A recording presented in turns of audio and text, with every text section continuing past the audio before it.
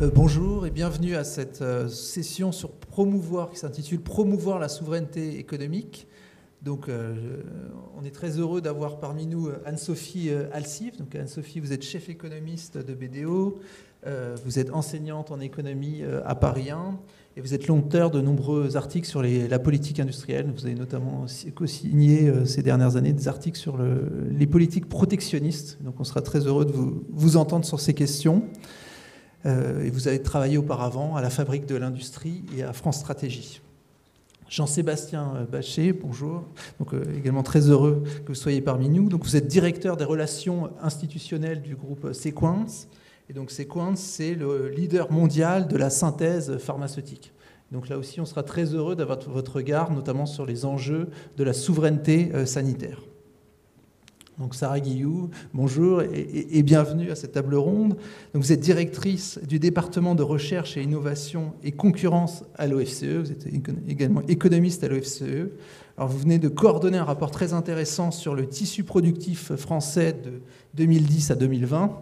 Et surtout, vous venez de publier un livre qui est sorti en mars 2023 intitulé « La souveraineté économique à l'épreuve de la mondialisation ». C'est un ouvrage particulièrement pertinent pour la session d'aujourd'hui. Et enfin, on est très heureux d'avoir Marc Mortureux. Donc Marc, vous êtes directeur général de la plateforme et filière automobile et mobilité.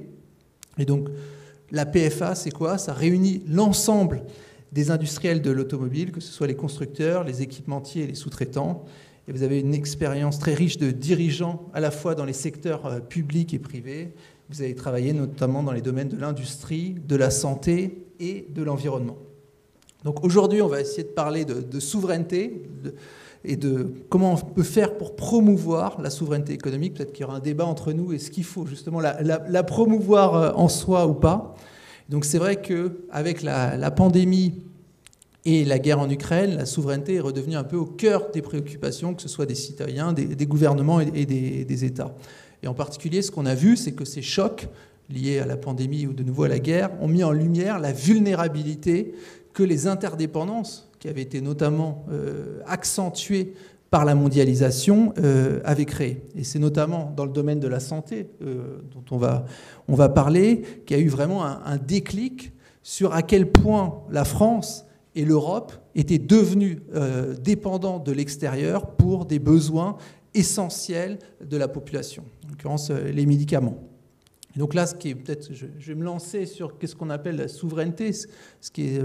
Donc je vais reprendre une célèbre définition de la souveraineté qui avait été donnée à la fin du XIXe siècle par Louis Le Fur, qui disait « La souveraineté est la qualité de l'État de n'être obligé ou déterminé que par sa propre volonté, dans les limites du principe supérieur de droit. » Donc vraiment, il y a cette idée de déterminer par sa propre volonté. Et donc pour revenir à la crise Covid, on voit bien qu'il y a eu une prise de conscience que justement ça ne dépendait plus vraiment de nous et donc des dérives d'une certaine mondialisation qui avait poussé notamment dans les années 90 à délocaliser des pans entiers. Là en l'occurrence c'était de l'industrie chimique et du médicament.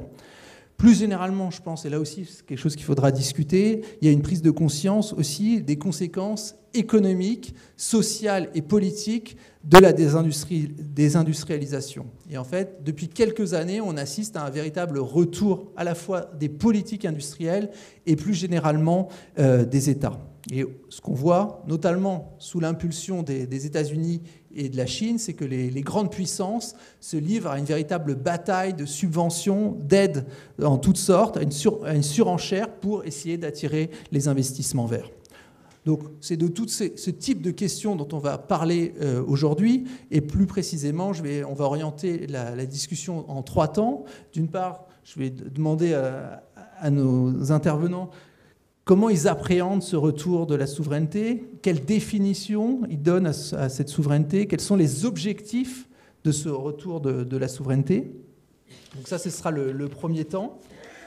Dans un deuxième temps, on va essayer de s'interroger sur les atouts de la France, de l'Europe, les avantages comparatifs, une autre façon de le dire, face justement à cette concurrence internationale très forte.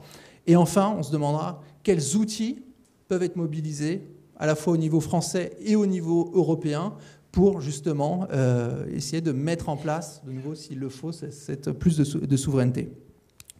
On va essayer, comme on a la chance d'avoir à la fois un représentant de l'industrie automobile et un représentant de la chimie, on va dire aussi d'une certaine mesure de l'industrie pharmaceutique, on aura aussi un regard plus précis sur ces deux secteurs qui sont vraiment très importants pour les questions de souveraineté.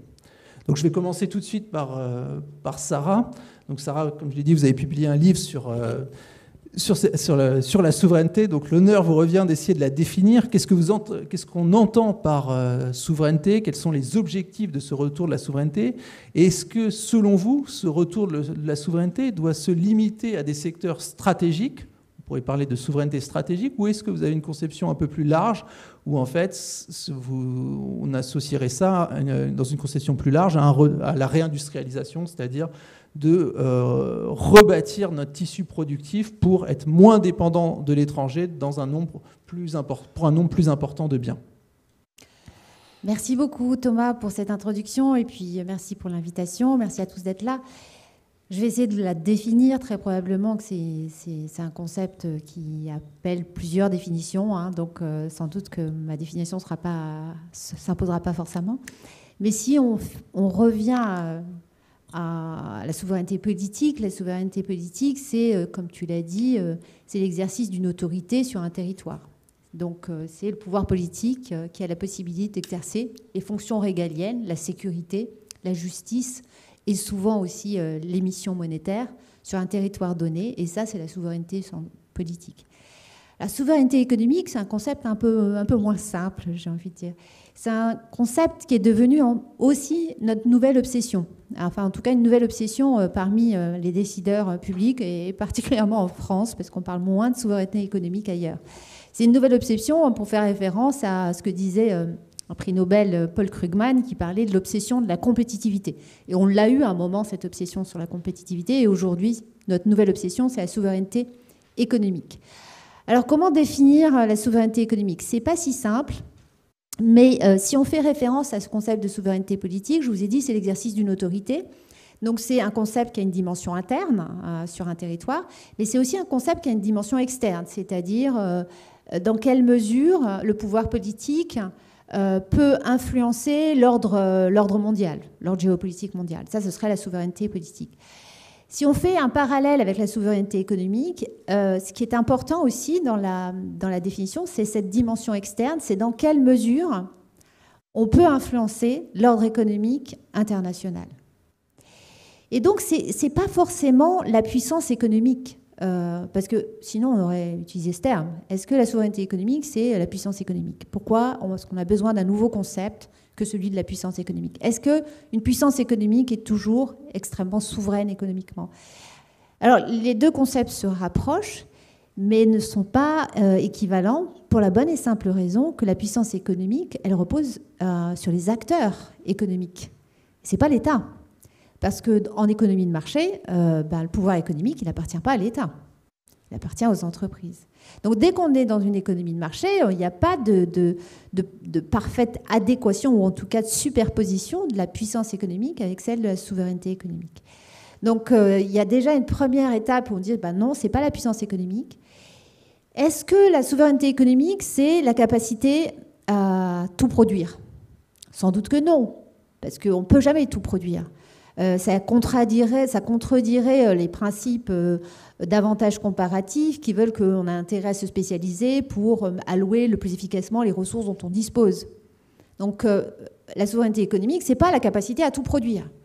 Ce n'est pas non plus la capacité à tout acheter. Parce qu'on pourrait se dire, finalement, on avait une puissance financière telle que l'envisageaient les mercantilistes, on pourrait se dire, à partir du moment où on peut tout acheter, on est puissant, on a la souveraineté économique. Si vous pouvez tout acheter pour votre population, vous êtes souverain dans une certaine mesure. Alors c'est un peu les deux. Il faut être capable de produire, parce que si vous voulez acheter, il faut avoir produit. C'est le principe de l'économie de marché aussi. La souveraineté économique, ce n'est pas non plus le patriotisme économique, justement parce qu'on ne peut pas être dans une situation où il faut absolument vouloir tout contrôler, toutes les marchandises. Alors pourquoi? Parce que ne jamais oublier qu'en économie de marché, il y a deux dimensions du marché. Il y a l'offre et la demande. Et s'il y a l'offre et la demande, il y a une interdépendance. Et s'il y a une interdépendance, La question, ça va être d'être capable de maîtriser cette indépendance. Et la souveraineté économique, c'est la maîtrise de l'interdépendance. Quand vous êtes dans une situation où l'interdépendance qui est née de la relation de marché, elle devient excessivement asymétrique de telle manière à ce que vous perdez la capacité à vous approvisionner en temps pour satisfaire les besoins de la population de votre territoire, alors vous avez perdu en souveraineté. Donc c'est la maîtrise de l'interdépendance qui est importante. Alors c'est facile, c'est très conceptuel, on peut se dire en réalité, est-ce qu'il ne faut maîtriser que l'interdépendance sur les biens stratégiques, pour revenir à la question, ou il faut l'envisager sur tous les biens? Évidemment, il y a des biens qui sont plus problématiques que d'autres pour la satisfaction des besoins de sécurité, de santé, voire d'exercice aussi de la sécurité alimentaire ou énergétique même. Donc oui, il y a des biens qui sont plus importants que d'autres pour la satisfaction des besoins primaires d'une population et notamment de la satisfaction des missions régaliennes de l'État. Merci. Anne-Sophie, alors, est-ce que vous partagez cette vision ? Alors, oui, tout à fait. Je pense que c'était bien d'avoir ce premier appui conceptuel et aussi en définissant qu'est-ce que n'est pas cette souveraineté économique, qu'est-ce qu'elle doit renfermer. Pour compléter, et on peut aussi la nommer, puisque depuis le Covid, justement, il y a eu toute une réflexion en Europe, en France, sur quels sont ces secteurs stratégiques et où devons-nous avoir une souveraineté économique. Parce que comme l'a très justement dit Sarah, on est dans une vision politique qui n'est pas une vision purement économique, puisque voilà, comme elle l'a expliqué, normalement on est dans un marché ouvert d'offres et demandes, et donc il n'y a pas de concept de souveraineté qui doit mettre en cause cette relation. Et donc c'est vrai qu'après le Covid, pendant le Covid, on a eu beaucoup d'études qui ont été faites sur cette question. Et qu'est-ce qu'on a vu ? On a déjà une étude du Trésor qui était assez intéressante, qui a montré dans quel secteur justement on pouvait être vulnérable. Alors la bonne nouvelle, c'est que globalement, la France est très bien intégrée, notamment sur le marché européen.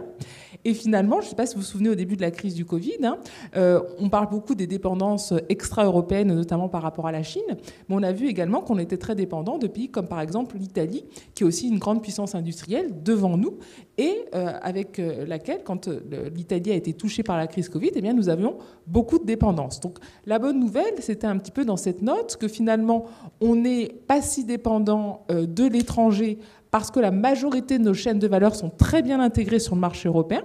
Donc c'est vraiment un plus d'être le marché européen, ça nous protège globalement. Par contre, les secteurs où on a des dépendances, comme l'expliquait Sarah, on a des dépendances énormes. C'est-à-dire qu'on a une asymétrie totale et on n'a plus du tout de souveraineté.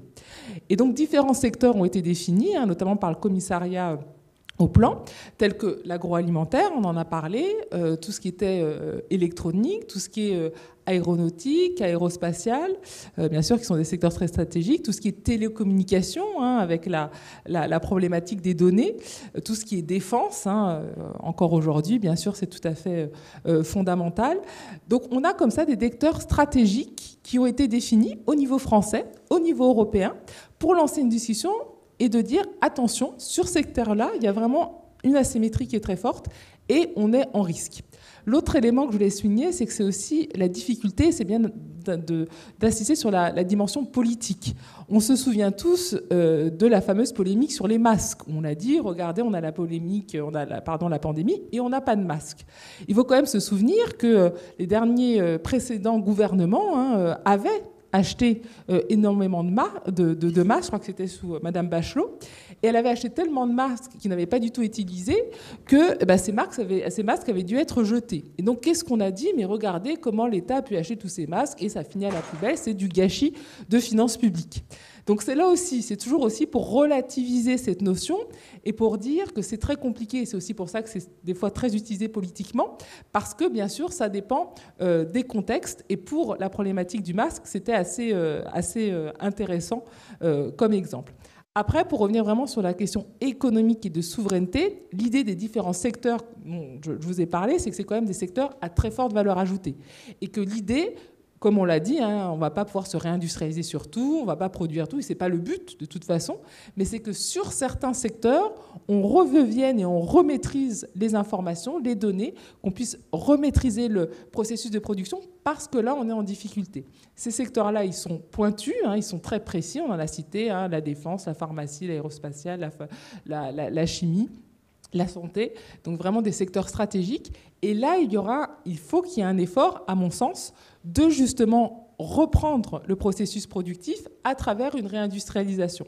Alors, quelle forme elle peut prendre ? Aujourd'hui, la grande problématique, un secteur aussi central, c'est l'énergie.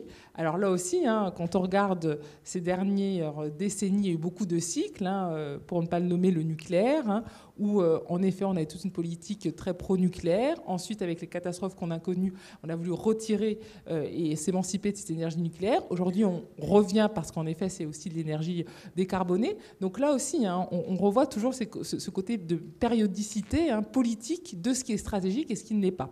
Aujourd'hui, on sait que le premier secteur qui est stratégique, ça reste quand même l'énergie. Toutes les entreprises vous l'expliquent. Dès qu'on veut localiser un site de production, la question énergétique est absolument essentielle. Avoir de l'énergie pas chère, décarbonée, c'est quelque chose de tout à fait stratégique, qui explique les débats qui sont au niveau de l'Europe. Et puis les autres secteurs que l'on a mentionnés, les données, la chimie, la pharmacie, enfin des secteurs qui sont là aussi stratégiques, parce qu'en termes de conflits, c'est très compliqué d'avoir des dépendances. Donc l'idée, c'est de se dire, en France, en Europe, sur ces secteurs spécifiques, donc pas tout, l'idée, c'est pas de se réindustrialiser sur tout, l'idée, c'est pas redevenir leader en tout, mais sur ces secteurs-là, comment avoir une politique industrielle qui serve l'Europe en cas de conflit pour ne pas être dans des situations de dépendance. C'est vraiment ça la problématique. Et ça, à mon sens, ça passe en effet par la réindustrialisation. Je pense que ça peut vraiment être une opportunité pour l'Europe de se réindustrialiser dans ce contexte-là et de dire comment on est dans ce nouveau monde, on peut utiliser cela comme une opportunité de se réindustrialiser dans ces industries stratégiques comme le fait la Chine et également les États-Unis. Donc, il faut mettre ça en œuvre. Alors, bien évidemment, pour finir, la difficulté, comme vous le savez, nous ne sommes pas en Chine ni aux États-Unis. Nous sommes 27 avec des intérêts divergents. Et donc, c'est là aussi plus compliqué parce que, on revient toujours à la grande question qui est toujours mon grand dada, c'est que ça met toujours en relief ce qui nous manque beaucoup en Europe, c'est une politique industrielle commune. On a une politique commerciale commune, on est la première puissance commerciale mondiale, mais nous n'avons pas de politique industrielle commune. Et donc, comme on n'a pas cette politique industrielle commune, comme l'ont par exemple la Chine, avec leur programme d'être premier leader en 2049 sur plein de secteurs, comme là les États-Unis, comme l'ont les États-Unis, en effet, on a, à mon sens, un désavantage qui est important, parce qu'on ne joue pas, ou en tout cas on n'essaie pas d'appliquer les mêmes normes pour redevenir souverain sur ces différents secteurs stratégiques. Merci beaucoup. Jean-Sébastien Bachelet, alors, pour vous et pour votre groupe, on va dire que la souveraineté, c'est quelque chose de très concret. Et notamment, Anne-Sophie a parlé du fait qu'il fallait être souverain, notamment dans des secteurs stratégiques, dans des secteurs à haute valeur ajoutée. Et c'est vrai que Séquane, c'est un peu devenu très symbolique de la politique de souveraineté sanitaire. Vous êtes montré en exergue, notamment par le gouvernement, notamment suite à la décision de votre groupe de réimplanter sur le sol français la production du principe actif du paracétamol. Donc je crois qu'il y a un investissement de 100 millions d'euros qui a été annoncé en Isère. Donc, de ce point de vue-là, vous allez peut-être nous parler de comment vous vivez, quelle est la réalité concrète de cette souveraineté sanitaire. Et de l'autre, je voudrais aussi vous interroger comment votre groupe concilie ça avec le fait vous avez des investissements très importants en Chine. Vous avez encore des sites de production très importants en Chine. Et donc, justement, comment on concilie comment vous faites, vos choix, vos arbitrages entre justement cette production qui était traditionnellement en Chine, et ces choix de relocalisation en France, et justement comment vous vivez cette question de la souveraineté. Est-ce que c'est une question pour vous qui est plus une question du point de vue des politiques, mais vous, en tant que groupe, en tant qu'entreprise, comment vous le apercevez ? Bonsoir à tous. Alors oui, effectivement, le groupe Sequence est extrêmement engagé sur les enjeux de souveraineté et de sécurité sanitaire. Très rapidement, pour que vous compreniez qui et que fait le groupe Sequence. On est leader mondial de la synthèse pharmaceutique. Donc notre métier, c'est à la fois de développer des molécules et de travailler sur la meilleure voie de synthèse pour produire ces molécules, et particulièrement ces molécules pharmaceutiques, et puis ensuite de les produire à une échelle industrielle pour répondre aux besoins des populations et de l'industrie du médicament. Typiquement, quand vous prenez un Doliprane, le paracétamol qui est dans le Doliprane, c'est un exemple, par exemple, d'une production Sequence. Même chose sur l'aspirine, sur une marque comme UPSA. Quand vous prenez une aspirine UPSA, en vérité, vous consommez du Sequence. Donc aujourd'hui, premier point, c'est évidemment, on évolue sur une industrie qui est clé, et on parlait de la définition de la souveraineté, et évidemment, pour nous, c'est la question de l'autonomie stratégique. C'est-à-dire, est-ce qu'aujourd'hui, on est dépendant d'un tiers, ou est-ce qu'on est indépendant sur nos capacités d'approvisionnement ? C'est un sujet clé. On l'a vécu, souvenez-vous, en mars 2020, pendant la crise du Covid. On a eu des ruptures sur le paracétamol, donc c'est devenu un sujet grand public. Et pourtant, on était déjà dans une espèce de fragilité depuis un certain temps, à travers notamment des chiffres qui parlent d'eux-mêmes. En l'espace de 20 ans, on est passé... parce que ça pose la question évidemment aussi de nos choix et de notre industrie. La question de l'industrie et la question de la souveraineté sont intimement liées. Et donc quand on voit que dans le PIB français, on est passé de 24% à 12% en 20 ans, quand on voit que sur les chaînes de médicaments et sur l'approvisionnement des API, on est passé en 10 ans de 56% à 80%, 86%, et en vérité sur les molécules critiques à plus de 90%, évidemment que ça interroge. Parce que ça veut dire quoi ? Ça veut dire que concrètement, pour faire tourner nos blocs opératoires et nos services de réa, pour prendre juste un exemple, est-ce qu'on est dépendant aujourd'hui de la Chine ou de l'Asie, ou est-ce qu'on est autonome ? Et si demain, dans le cadre de tensions géopolitiques, on a vu que malheureusement le pire n'était pas certain mais pouvait arriver, on le voit en Ukraine actuellement, si demain, effectivement, dans un contexte géopolitique de plus en plus tendu, on se retrouve dans une situation de tension extrême entre Taïwan et la Chine, et que pour une raison X ou Y, la France ou l'Europe décident de prendre une position qui ne plairait pas aux Chinois, est-ce qu'effectivement, on peut se permettre de se retrouver dans la situation qu'on est en train de connaître actuellement avec l'approvisionnement en gaz et tout l'impact qu'on a sur les économies? Est-ce qu'on peut se permettre de reproduire ce type de situation sur des chaînes d'approvisionnement extrêmement stratégiques, le médicament notamment? Il ne faut pas oublier qu'on a été confinés parce qu'on ne voulait pas que nos systèmes de soins s'effondrent. Et évidemment, si demain on est en rupture d'approvisionnement sur des molécules critiques, on voit bien l'effet domino et les conséquences incalculable, évidemment, au quotidien. Je ne parlerai pas, évidemment, de notre vie quotidienne. Enfin, vous avez tous, malheureusement, expérimenté ces derniers mois les ruptures de molécules. Pour l'anecdote, ce n'est pas un phénomène nouveau, puisque le nombre de médicaments critiques en rupture a été multiplié par 12 sur les 10 dernières années. Donc on voit bien, effectivement, cette espèce d'accélération. Et donc on voit bien la nécessité, évidemment, de rétablir une vraie autonomie sur nos chaînes d'approvisionnement. C'est évidemment un combat très important pour le groupe. On est un leader mondial, on a 24 sites de production dans le monde, mais on a une très forte empreinte industrielle, puisqu'on a sur la moitié de nos sites qui sont en France.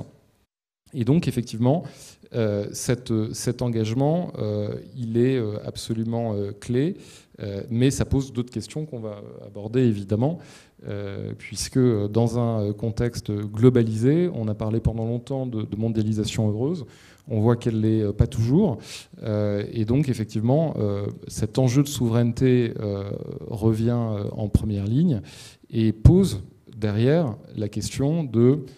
alors, je ne sais pas si on parle il y a toujours des débats sur relocalisation ou réindustrialisation, mais en tout cas, effectivement, la nécessité de maintenir nos industries et nos industries stratégiques et de comprendre la logique de filière. Et je pense que sur l'automobile, vous allez en parler, c'est un exemple aussi pertinent que dans le domaine du médicament.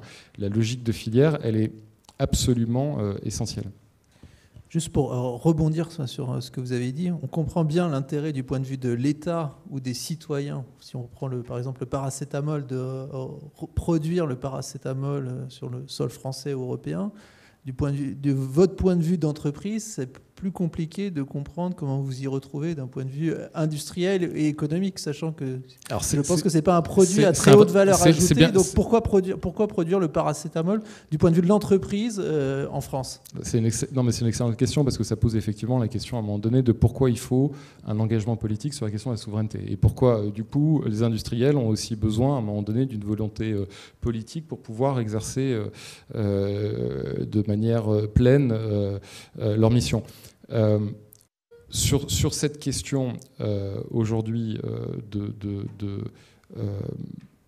on va dire la complexité de ces chaînes d'approvisionnement, je vous donne un exemple, la dernière chaîne de production de paracétamol, elle a été délocalisée en Chine en 2008. Pourquoi ? Parce qu'à l'époque, il y avait des nouvelles contraintes environnementales qui faisaient que, entre un prix du médicament lié évidemment au plan de financement de la sécurité sociale qui était sur une molécule devenue générique, atteignait un coût de production extrêmement faible et donc une marge pour les industriels extrêmement faible, et de nouvelles contraintes environnementales. À l'époque, il n'y a pas eu d'autre choix pour Rhône Poulenc, puisque c'était Rhône Poulenc qui était actif sur ce dossier à l'époque, de délocaliser en Chine. Alors, est-ce que pour autant, parce qu'on sait bien évidemment les biais de concurrence entre les territoires et les continents, est-ce que tout est perdu ? J'ai envie de vous dire que Sequence est un bon exemple pour démontrer que loin de là, puisque Sequence, l'aventure a commencé il y a 20 ans avec une centaine de salariés. Aujourd'hui, on est plus de 3500. Et Pierre Luzeau, notre président, a réussi à mener une aventure entrepreneuriale dans l'industrie, et c'est une success story de l'industrie. Donc oui, on peut réussir dans l'industrie. Et un des leviers actuels passe notamment par l'innovation, la R&D.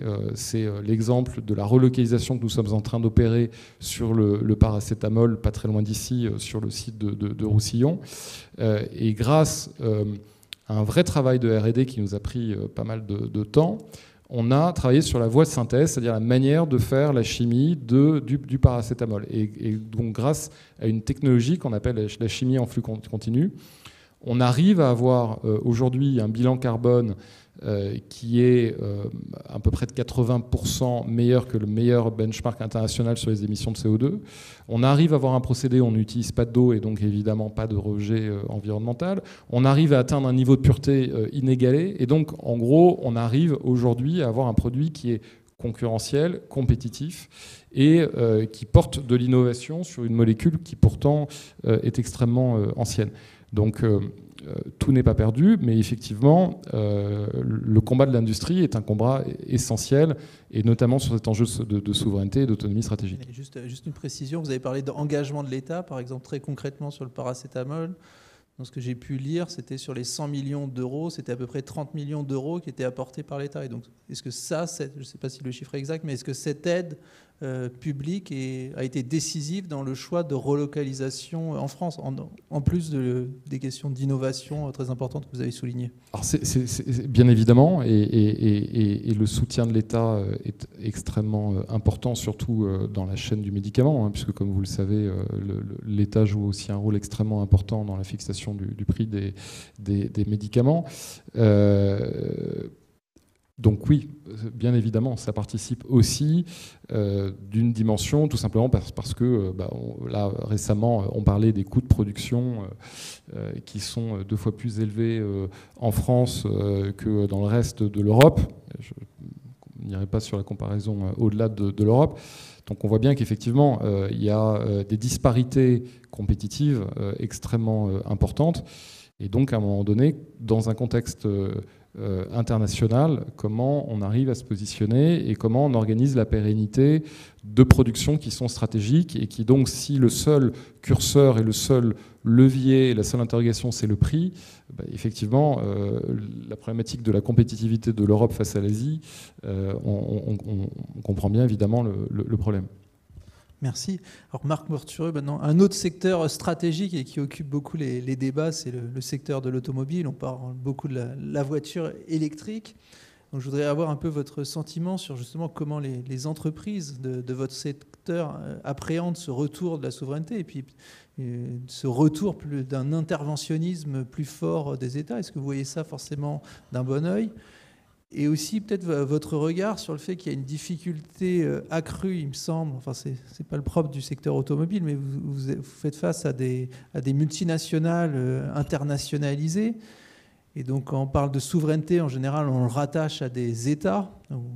Et donc là, comment vous appréhendez justement cette divergence potentielle qui peut exister entre des groupes multinationaux avec les intérêts des États qui peuvent parfois diverger. On a vu ça notamment en Allemagne, où des grands groupes comme Volkswagen avaient investi, où une partie significative, 40% de l'activité de Volkswagen se trouve en Chine, et donc il y a un moment où les intérêts de Volkswagen peuvent diverger des intérêts allemands, pour peu qu'on puisse définir cela. Voilà, donc je voulais avoir votre regard justement sur ces questions.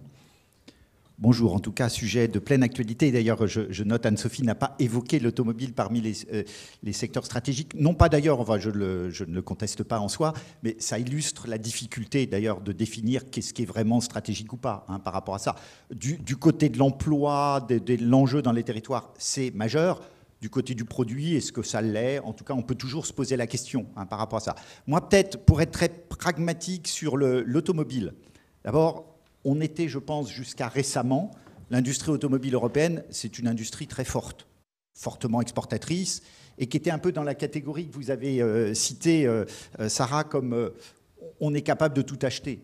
C'est-à-dire, bien sûr, le produit automobile, c'est un produit très complexe, donc on ne peut pas absolument tout faire de façon complètement locale, mais il y a tout un écosystème assez large, d'ailleurs, qui s'est beaucoup développé au niveau régional d'abord, c'est-à-dire l'Europe occidentale, puis après, pays d'Europe de l'Est pour aller développer de plus en plus sur des pays où les coûts sont un peu plus faibles. Puis ensuite, on est allé en Ukraine, d'où d'ailleurs, avec la guerre en Ukraine, on a vu des grandes difficultés. C'était tous les faisceaux de câbles qui étaient beaucoup fabriqués.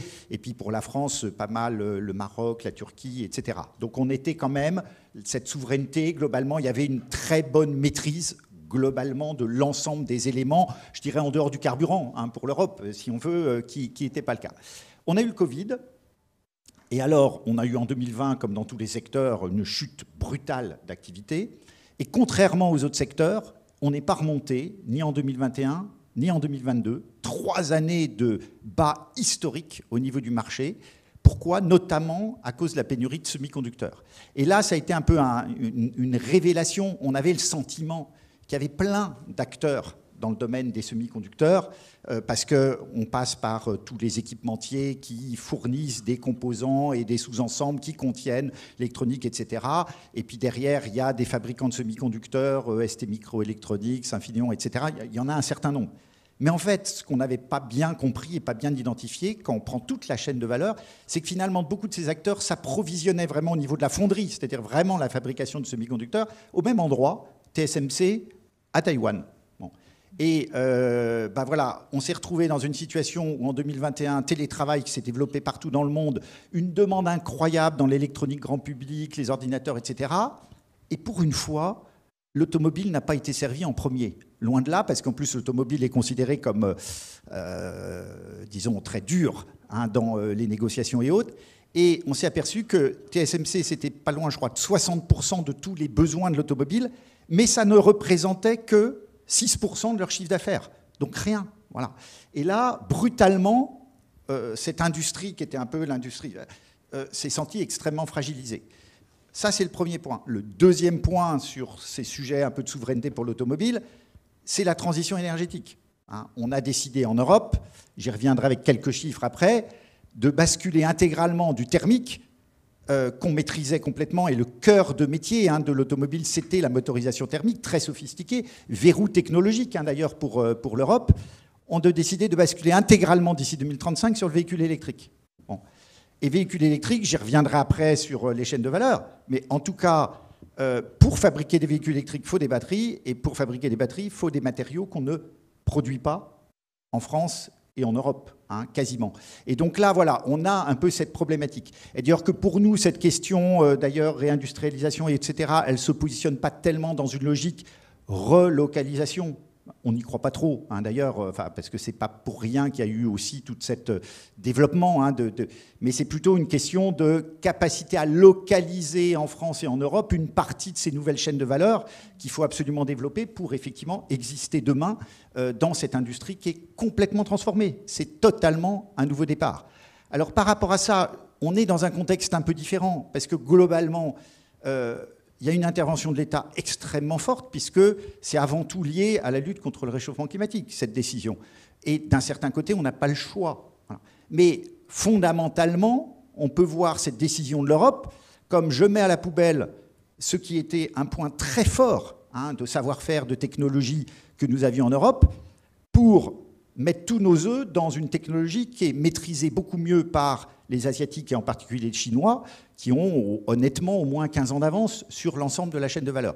Donc voilà, donc c'est un défi magnifique. On a des atouts, hein, j'y reviendrai après, on a quand même des atouts par rapport à ça, mais voilà un peu comment pour nous se pose un peu cette question.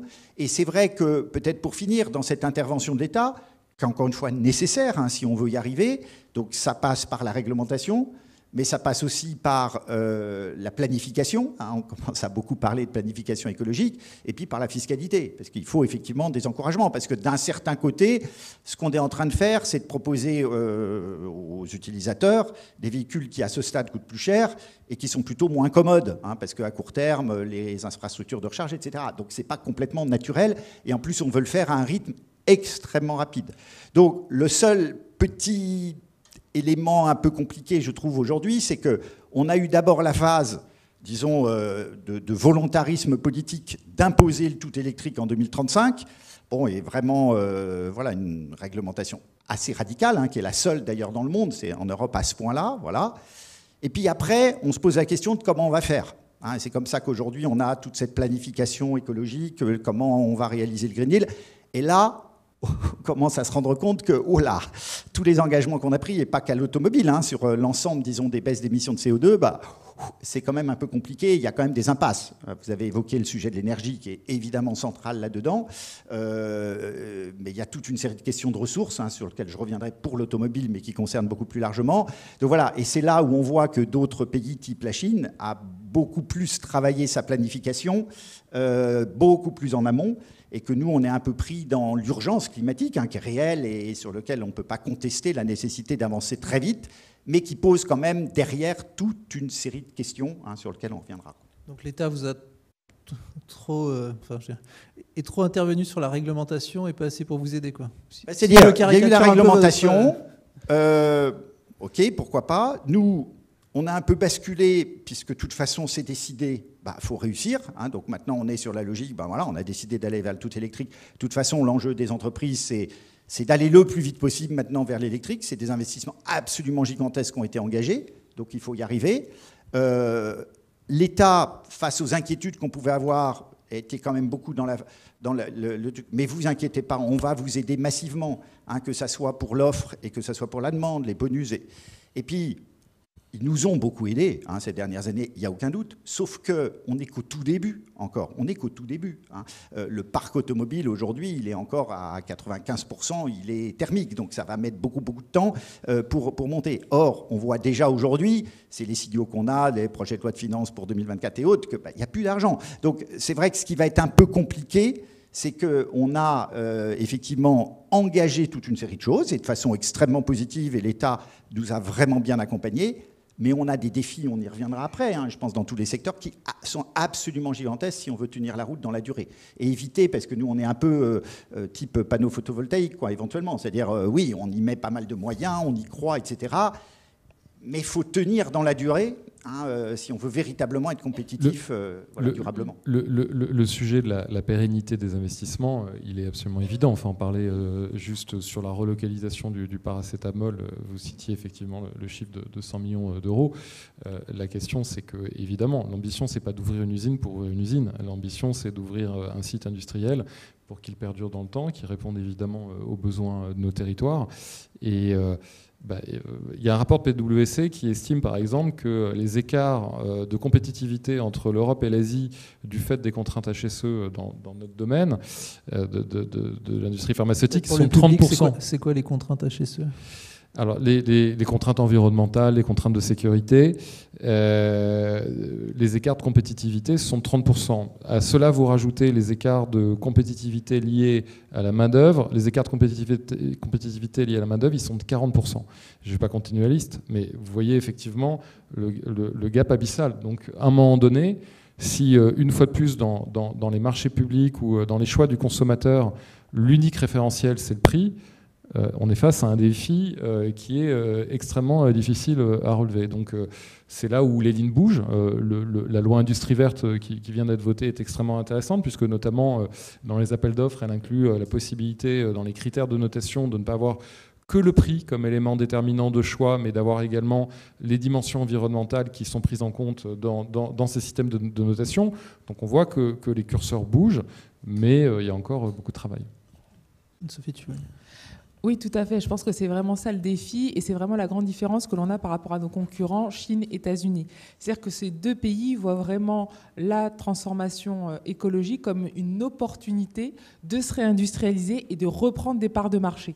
Nous, le problème en Europe, c'est qu'on a tendance à penser en silos, c'est-à-dire que vous avez d'un côté la transition écologique, comme vous l'avez très bien expliqué, on est avec, et ça, il n'y a pas de débat là-dessus. Et une fois qu'on s'est mis d'accord sur cet objectif, eh bien, l'industrie, le commercial, enfin, toutes les autres composantes économiques doivent suivre. Et c'est, à mon sens, là, l'erreur.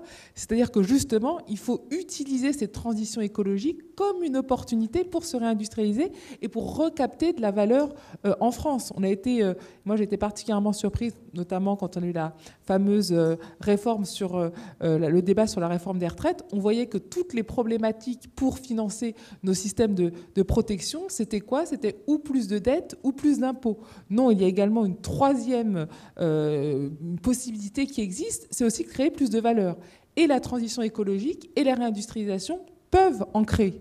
Donc ça, c'est vraiment quelque chose de très important que nos concurrents ont bien compris. On cite souvent les États-Unis, qui est l'un des pays les plus désindustrialisés au monde. Et bien là, on voit qu'aujourd'hui, entre l'énergie à bas coût et le fait de relocaliser la production sur le terrain américain, il y a l'idée de recréer de la valeur, pourtant un pays où, bien évidemment, le dollar reste roi au niveau des échanges internationaux. Donc c'est ça, vraiment, à mon sens, la grande différence et qui peut être vraiment très désavantageux pour nous si on n'agit pas et si on n'a pas ce même mode de fonctionnement. On voit que les industriels sont tout à fait convaincus par la transition écologique, que ce n'est pas ça le débat, encore une fois, puisque le problème, on l'a très bien dit, c'est qu'on a décrété quelque chose sans avoir l'innovation, alors que c'est vrai que d'habitude, dans le système classique, c'était plutôt l'innovation qui faisait qu'on captait un marché. Là, c'est l'inverse, et tout à fait parce qu'il y a cette urgence-là, mais on peut en faire une opportunité. Pourquoi on l'a dit, l'Europe, c'est déjà la première puissance commerciale, il faut le rappeler. Sur l'automobile, on est leader, vous connaissez mieux que moi dans votre secteur, donc on a un vrai savoir-faire sur la voiture thermique, mais on peut l'avoir aussi au niveau électrique. Par contre, en effet, ça va demander des mesures de protection de marché pour que toutes les subventions, cet argent, vous avez dit, alloué pour aider les industriels et à faire la transformation, eh bien, n'aille pas à nos concurrents ou à des industries étrangères, parce que c'est vrai que ça coûterait beaucoup d'argent pour les finances publiques de l'Europe. Et par contre, ça ne créerait pas la valeur ajoutée qu'on attend pour l'industrie européenne. Donc à mon sens, c'est ça la problématique. Et c'est une problématique qui est très pragmatique et très conjoncturelle. Quand on dit ça économiquement, on ne dit pas que dans 10, 20 ans, quand la situation sera différente, il faut continuer à faire ça. Ce que l'on dit, c'est qu'aujourd'hui, on a des nouveaux marchés qui apparaissent, qui sont très importants. Et cette protection face à la concurrence internationale, parce qu'on a ce défi environnemental, ça permet de protéger en fait ces industries naissantes. Et une fois qu'on aura le marché, bien évidemment, on reste dans une économie ouverte. Rien ne nous empêche de continuer, comme font la Chine et les États-Unis, et bien sûr à commercer et avoir un marché qui soit plus important. Mais il faut vraiment que cette innovation, financée par vos impôts, par de la dette que vous allez laisser à vos enfants, eh bien, nous reviennent en termes de valeur ajoutée en Europe pour financer aussi nos modèles sociaux. Puisqu'on peut parler de transition écologique, je me tourne vers Sarah Guillou, justement pour avoir votre regard, justement, comment vous pensez qu'on peut concilier justement cette recherche de souveraineté avec la transition écologique. Et donc, je pense que ça commence à être abordé. On a l'impression qu'il y a une différence d'approche, Anne-Sophie en parlait, entre d'une part les États-Unis et la Chine qui considèrent que la réindustrialisation est une priorité et c'est grâce à la réindustrialisation qu'on va pouvoir faire la transition écologique. La réindustrialisation est une condition pour réussir la transition écologique, donc ça, vous avez ça. Et puis d'un autre côté, vous avez l'Europe, où là, l'impression qu'on a eue, en tout cas ces dernières années, c'était qu'à l'inverse, la transition écologique était la priorité et que l'industrie était davantage une variable d'ajustement. Et donc, il pouvait y avoir, en particulier en Europe, une certaine contradiction entre le fait de vouloir se réindustrialiser et la transition écologique. Je voulais avoir votre regard sur ça, et on a évoqué la loi Industrie verte.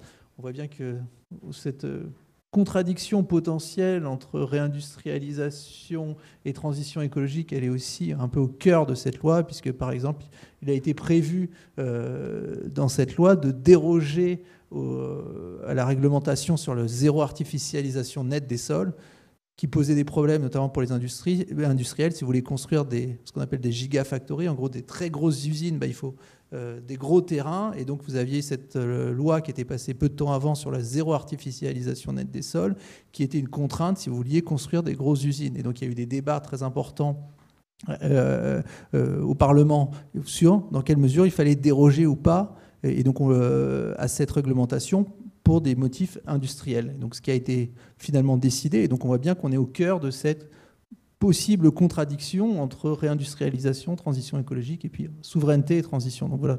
Quel est votre regard sur ces questions ? Alors, le défi politique, c'est l'arbitrage. Et en effet, il y a des potentielles contradictions entre des objectifs contradictoires. La transition écologique, le défi climatique, c'est un défi en soi. Et la question, c'est est-ce qu'on peut sacrifier un peu de souveraineté économique pour réaliser la transition écologique ou pas ? Donc, il y a des arbitrages à faire. Après, moi, je pense que, comme je l'ai défini, la souveraineté économique, c'est un peu plus que la réindustrialisation ou la puissance industrielle. C'est pas seulement ça. Et si je reviens sur la transition écologique, et à ma définition qui consistait à dire que la souveraineté, c'est aussi la capacité à influencer l'ordre économique mondial, est-ce que l'Union européenne influence l'ordre économique mondial en matière de transition écologique ? La réponse est oui. Si l'Union européenne ne fait pas toutes les réglementations qu'elle a fait en premier dans l'espace mondial, il n'y a pas d'Inflation Reduction Act, il n'y a peut-être même pas de marché du carbone en Chine. Donc l'Union européenne, elle influence l'ordre écologique mondial. Ça, c'est clair. Mais est-ce que c'est suffisant ? Parce que c'est pas seulement ça. Est-ce que c'est positif pour l'industrie européenne ? Est-ce qu'elle ne se sacrifie pas ?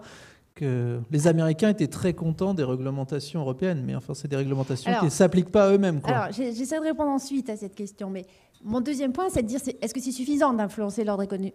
Alors là, c'est l'ordre écologique mondial est influencé par les réglementations européennes, il n'y a pas de doute là-dessus. Et en plus, parce que l'espace européen est un espace qui compte quand il décide quelque chose. Mais la question, c'est est-ce que l'Europe va être capable de réaliser, est-ce qu'elle a les moyens de sa transition écologique ? Et là, on a un petit problème quand même. Là, on a un gros problème même, pas un petit. Et c'est un problème qui se pose aussi aux États-Unis, c'est que, vous l'avez déjà dit, c'est que pour réaliser la transition écologique, c'est-à-dire disposer d'énergie renouvelable, on a besoin de matériaux critiques et de matières premières qui, pour le moment, sont dominés par les Chinois en termes à la fois de ressources, mais aussi d'extraction et de transformation. Et donc là, la domination chinoise, elle est problématique, et c'est la réponse des États-Unis, c'est nous, on ne va pas supporter cette domination chinoise, on va essayer de faire autrement. En Europe, on a un vrai problème, parce que si on met en premier la transition écologique et ensuite les questions industrielles, on est obligé d'importer des produits chinois. Et on est obligé de subventionner, en gros, parce que si vous subventionnez la demande d'achat de voitures électriques en Europe, aujourd'hui, vous donnez de l'argent à des producteurs chinois. C'est ce qui se passe. Donc, on a un problème de logique. Et là, on a un problème d'arbitrage. Donc, il y a une contradiction potentielle qu'il faut arriver à gérer, et c'est tout le défi politique, il existe vraiment, c'est-à-dire arriver à diversifier nos ressources, nos approvisionnements en matériaux critiques, arriver à envisager de faire plus de prospection minière pour pouvoir être moins dépendante, et c'est tout à l'heure ce que je parlais de maîtriser l'interdépendance, donc il faut arriver à essayer de comprendre jusqu'à quel point on peut se rendre indépendant des Chinois ou faire des innovations de rupture de telle manière à ce qu'on ne soit plus dans la dépendance technologique vis-à-vis des batteries chinoises. Donc, il faut penser cette interdépendance et essayer de la maîtriser. Et à la question de savoir si... les plans pour les industries vertes, est-ce que c'est vraiment des plans de transition écologique ? Ça se questionne. Moi, je ne suis pas complètement certaine qu'il faille appeler l'Inflation Reduction Act américain comme étant un plan de défi, de lutte contre le défi climatique. C'est une prise de position des Américains en faveur du climat, mais c'est surtout une prise de position des Américains en faveur, pour damer le pion de la compétitivité sur les industries vertes aux Chinois. Le plan industrie verte en France, c'est vrai, qui permet aussi vous l'avez dit, de lever un certain nombre de règles de marché en prévoyant non seulement des règles de marché public un peu différentes, qui ne considèrent pas que le prix, donc un arbitrage un peu différent par rapport à la règle de marché, et puis aussi de considérer qu'on va mesurer le contenu en carbone des véhicules pour savoir si elles sont éligibles à la subvention à l'achat. Donc on essaie quand même d'arbitrer justement entre ces objectifs qui sont privilégier la production locale en Europe pour ne pas handicaper l'industrie européenne et en même temps satisfaire l'objectif climatique. Donc il y a toujours un arbitrage. Donc la question, c'est que feront les consommateurs et que feront les politiques dans la pondération des objectifs contradictoires, lequel ils mettent en premier, à quel moment, et est-ce qu'ils ont une stabilité aussi de décision là-dessus, parce que c'est ce qui comptera pour les investissements des industriels. S'ils comprennent qu'il y a une stabilité, qu'il y a un choix politique qui demeure, ils feront les investissements en conséquence. Jean-Sébastien, vous vouliez intervenir ? Oui, je voudrais rebondir parce que je suis complètement d'accord avec vous. La question, ça va être le chemin d'exécution sur cette transition. Et le chemin d'exécution, je pense, peut permettre de ne pas forcément opposer la souveraineté avec les enjeux environnementaux. Pourquoi ? Parce que déjà, la recherche de la souveraineté, on en a parlé tout à l'heure, hein, c'est évidemment l'enjeu de l'autonomie stratégique, c'est évidemment l'enjeu de la sécurisation de nos approvisionnements, mais tout ça pourquoi ? Pour construire la résilience.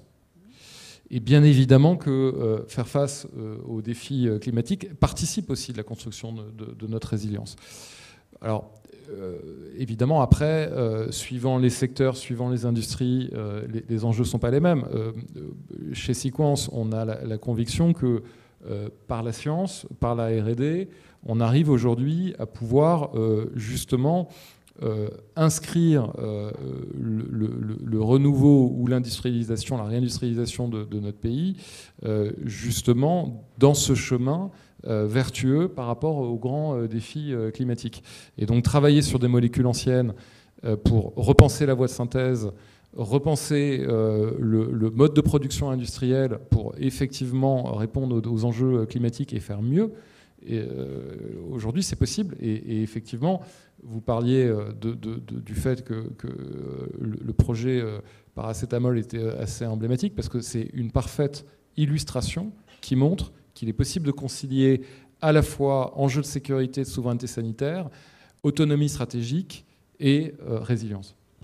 Sarah, je rebondis sur ce que vous avez dit tout à l'heure sur la dépendance, parce qu'il y a une question sur le fait que le gouvernement a lancé un grand inventaire des matières premières critiques dans les sous-sols, qui seraient présentes dans les sous-sols français. Où en est-on de cet inventaire et quelle politique publique faudrait-il mettre en place sur cette question ? Je ne sais pas si vous avez eu des échos sur cet inventaire, sur notre dépendance vis-à-vis de ces matières premières. Enfin, visant à limiter justement. J'ai pas de précision sur l'inventaire. Ce qui est sûr, c'est que la conclusion de l'inventaire, c'est que on a des dépendances et qu'il y a des choix à faire aussi. Là, c'est un autre arbitrage. Est-ce que les individus sont d'accord pour qu'on ouvre une mine dans leur jardin derrière, quoi ? C'est not in my backyard, tu vois.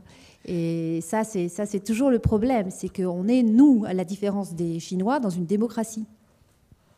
Et ça change un peu la donne dans la façon d'imposer les décisions politiques. Il ne faut pas l'oublier non plus.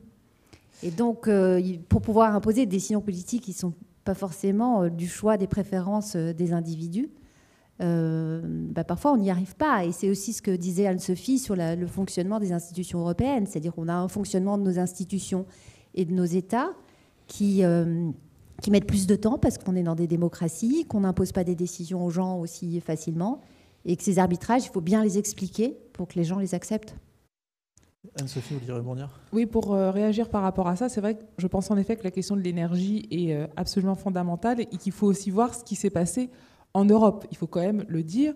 Aux États-Unis, pourquoi il y a cette attractivité ? Parce qu'en effet, il y a le gaz et le pétrole de schiste avec une reconcentration des importations d'énergie pour les États-Unis au profit du Canada et du Mexique. Ils n'importent quasiment plus rien d'Arabie Saoudite ou de Russie, ce qui explique pourquoi ils n'ont pas du tout les problèmes que l'on a eus. En Europe, on a eu une histoire énergétique totalement différente. Pourquoi ? Parce qu'on a eu cette spécialité dans le nucléaire, mais parce que aussi les Allemands, dans les années 80, nous ont dit d'arrêter le nucléaire au profit d'une dépendance totale au gaz russe, avec les conséquences qu'on paie aujourd'hui. Donc moi, je ne suis pas non plus, pas du tout pour un tout nucléaire, ou je pense que sur cette question énergétique, il ne faut pas avoir de doxa et voir vraiment ce qui est le plus efficace, mais il ne faut pas non plus se tirer une balle dans le pied quand on a des avantages comparatifs. Aujourd'hui, on veut de l'énergie pas chère décarbonée. Qui en fait ? La France. Donc là aussi, on serait en Allemagne, on serait dans d'autres pays nordiques. On voit ce qu'investit la Norvège, la Suède, dans tout ce qui est énergie renouvelable. Il y a des énormes investissements qui se font sur cette énergie décarbonée. Il faut aussi avoir conscience de nos avantages et en faire aussi un aspect d'attractivité pour réattirer les industries et aussi pour être compétitif. Parce que là, vraiment, c'est un facteur de compétitivité. Et encore une fois, qu'on soit d'accord ou pas, sinon on ne le fait pas, nos voisins européens les plus proches, pour ne pas citer les Allemands, le ferait si c'était dans cette situation-là. Peut-être pour reparler justement de ces questions de dépendance, notamment la Chine, je crois que Marc, vous avez quelques slides justement sur le secteur, sur la percée chinoise, à la fois dans la batterie et dans la voiture électrique qui permettent d'éclairer ce débat. Juste pour rebondir sur ce débat avec 3 slides relativement illustratifs de la problématique dans laquelle on se situe. Bon, là, je passe, c'est juste la croissance des besoins en batterie dans le monde d'ici à 2035, et ça va encore continuer. C'est impressionnant, les besoins. En vert, c'est la partie des véhicules légers, c'est au niveau monde, et puis après, il y a évidemment les véhicules lourds, il y a le stockage d'énergie, etc. Simplement, j'ai 3 slides que je voulais vous montrer. Premier, c'est 78% aujourd'hui des fabrications de batteries, c'est en Chine. C'est à gauche, 78%. Et puis le reste, les 20% qui restent, il y a à peu près 10% en Europe, 10% aux États-Unis, et puis quelques petites bricoles. En fait, et là, désolé, la couleur passe pas bien, mais le graphique de droite, c'est la même chose, sauf que c'est la nationalité de ceux qui fabriquent les batteries. Et simplement pour indiquer que même les 10% fabriqués en Europe ou les 10% fabriqués aux États-Unis, à ce stade, ce sont des Coréens ou des Japonais qui le font. C'est-à-dire à 98% aujourd'hui, les batteries, c'est réalisé par les Asiatiques. Donc on voit l'immensité du défi que nous avons à relever, parce qu'il y a des technologies qui évoluent tout le temps. Simplement, les Asiatiques et les Chinois en particulier continuent à investir comme des fous en R&D. Bien sûr, nous aussi, on essaye d'aller vers des nouvelles technologies, etc., pour reprendre un peu pied, mais on n'est pas tout seul. Voilà. Et ce graphique qui vient de l'Agence internationale de l'énergie est assez intéressant aussi, puisqu'il donne effectivement la part dans toutes les étapes de la chaîne de valeur du véhicule électrique, de la Chine et d'autres pays, mais notamment la Chine qui est en rouge foncé, au niveau déjà de l'extraction des minerais, au niveau du raffinage, tout le traitement, au niveau de la fabrication de la matière active, qui est vraiment l'élément de valeur ajoutée, la cathode et l'anode pour les cellules de batterie, ensuite au niveau de la fabrication des batteries et au niveau des véhicules électriques. La part des Chinois est aujourd'hui extrêmement dominante. Aujourd'hui, pour vous illustrer ce qui se passe, sur le graphite, qui est la seule matière d'ailleurs sur laquelle ils ont une part très importante au niveau de l'extraction. Ils ont annoncé il y a 3 semaines, les Chinois, qu'ils allaient restreindre les exportations qui désormais sont soumises à une autorisation spéciale des autorités chinoises. Et vous voyez combien, le graphite, c'est l'anode, c'est un des éléments indispensables, incontournables, combien nous pouvons être vulnérables à des décisions géopolitiques qui peuvent conduire à rendre extrêmement compliqués les efforts, les efforts que l'on fait en matière, disons, de réindustrialisation en Europe. Bon. Là, juste autre élément d'illustration, les véhicules chinois n'ont jamais réussi à pénétrer le marché européen dans le domaine du véhicule thermique. C'est vrai que le moteur thermique, les exigences réglementaires du diesel, de l'essence, qui est des grandes spécialités européennes, ils n'ont jamais réussi à atteindre les niveaux suffisants. Dans le domaine de l'électrique, donc, ils ont 15 ans d'avance. Et là, ce que je vous montre sur ce graphique, c'est que la part aujourd'hui des importations venant de Chine sur le marché européen du véhicule 100% électrique a déjà atteint sur le premier semestre 2023 24%. On n'a jamais dépassé 1% dans le domaine du thermique. Alors ce 24%, il est sur la part des véhicules électriques qui représente aujourd'hui à peu près 15% du marché européen. Donc 15% de 24%, ça ne se voit pas encore trop. Mais comme l'objectif de l'Europe, c'est que tout passe à l'électrique, donc ce 15% de part de marché va devenir 50% assez vite, puis 100%, quand vous voyez déjà la pénétration sur ce segment-là, et on n'est qu'au début. On a effectivement des acteurs chinois extrêmement puissants, très intégrés sur toute la chaîne de valeur. Donc voilà, c'est le paysage dans lequel on est. Néanmoins, je ne veux pas être que pessimiste, c'est-à-dire on a des atouts, on se bat, et je vous montre, c'est le dernier graphique que je vous montre, c'est, désolé, la carte de la France a disparu, ça c'est les mystères. Ça c'est une carte de France, donc plutôt vers le haut des graphiques, c'est plutôt les Hauts-de-France, et c'est simplement une carte qui indique toute une série d'implantations de très lourds investissements qui sont réalisés. Évidemment, 4 gigafactories de batteries dans le nord de la France, mais c'est également l'extraction de lithium potentiellement dans l'Allier. C'est l'électronique de puissance où il y a beaucoup d'éléments de valeur dans le véhicule. On a plein de grands projets qui ont été engagés grâce au soutien de l'État. Il faut être clair aussi, tout ça, voilà. La vraie question, c'est que, typiquement, je prends les gigafactories de batteries pour revenir sur le graphique d'avant, globalement, 70% de la valeur de la batterie, c'est sa matière première et l'énergie.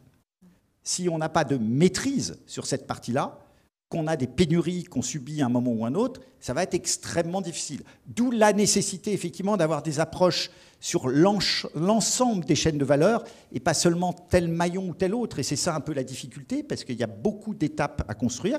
Donc on est assez actif. Moi, je dirais on est dans la course.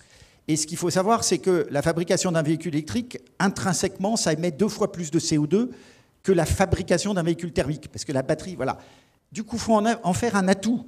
C'est-à-dire que du coup, la localisation de la fabrication compte beaucoup. Et comme on fait tout ça pour réduire les émissions globales de CO2, c'est vrai que ça a du sens de tout faire pour localiser ces activités dans des pays où on a de l'électricité décarbonée. C'est vraiment l'élément de stratégie que nous avons, c'est-à-dire de se dire le basculement du thermique vers l'électrique, honnêtement, c'est complètement un nouveau départ. Ça peut être malheureusement l'origine d'une accélération du déclin de l'industrie automobile que nous avons en France, mais ça peut être aussi une opportunité de rebond. Mais pour ça, il faut effectivement accompagner de façon très massive, parce que quand on regarde les ordres de grandeur, et le marché interne chinois, c'est le premier marché au monde, et la part de l'électrique, c'est le marché qui est le plus élevé, en dehors de quelques pays d'Europe du Nord, mais globalement, la part de l'électrique est devenue considérable. Je finis juste par un ordre de grandeur, vous allez voir ce que ça donne. Rien qu'en octobre, sur le marché chinois, on a immatriculé 917 000 véhicules 100% électriques.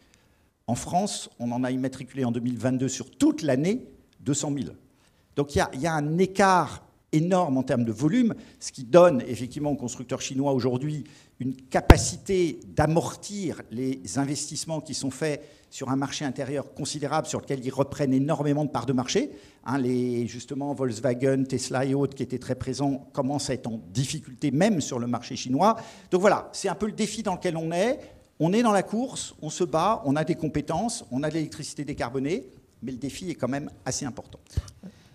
Oui, pour réagir par rapport à ça, je pense que c'est vraiment un élément très important, parce que c'est vrai, on a beaucoup ce débat souvent au niveau économique, où des fois, à mon sens, on raisonne beaucoup un petit peu ancien monde. Comme ça a été très justement dit, localiser la production comme l'ont fait les États-Unis, c'est vraiment stratégique parce que quand vous localisez la production, vous ne localisez pas que l'entreprise qui produit, vous localisez également les centres de recherche et vous localisez les financements. Quand vous allez en Californie, dans la Silicon Valley, c'est vraiment ce qui s'est passé. C'est l'État américain qui avait financé et commencé à financer ça. Et ensuite, ça a attiré les universités, ça a attiré les investissements. Donc il y a vraiment un écosystème. Aux États-Unis, ils avaient dissocié, enfin en Californie, non, les centres de recherche étaient en partie dissociés des centres de production. Oui, au tout début. Le modèle Apple, quoi. C'était au tout début. Mais ensuite, l'idée, c'était vraiment d'attirer et d'avoir un véritable écosystème. Nous, c'est vrai que très souvent, en économie, on analyse l'IRA en disant c'est ça en termes de milliards, finalement, l'Europe fait autant de subventions, donc c'est à peu près pareil. Pas du tout. La stratégie, c'est pas juste un coup de milliards et de subventions, c'est de localiser des centres de production qui accompagnent tous les financements, pas que bancaires, des fonds et autres, donc vraiment des financements globaux et les centres de recherche, et d'avoir vraiment des écosystèmes qui aillent vers l'innovation. Cette énergie décarbonée, on l'a, et pourquoi c'est vraiment un facteur de compétitivité? Parce que, comme on l'a dit, c'est un impact sur la transition écologique, et parce que justement, en localisant cette production, c'est pour ça que moi, en effet, je suis favorable à un IRA européen, eh bien, ça va vous permettre d'attirer cet écosystème. Donc, pas juste d'avoir quelques milliards des subventions qui nous coûtent en termes de finances publiques, mais d'attirer l'innovation, la technologie et la connaissance, qui nous permettront encore d'avoir de nouvelles batteries. Là, aujourd'hui, vous avez cette problématique-là, mais la recherche est très rapide.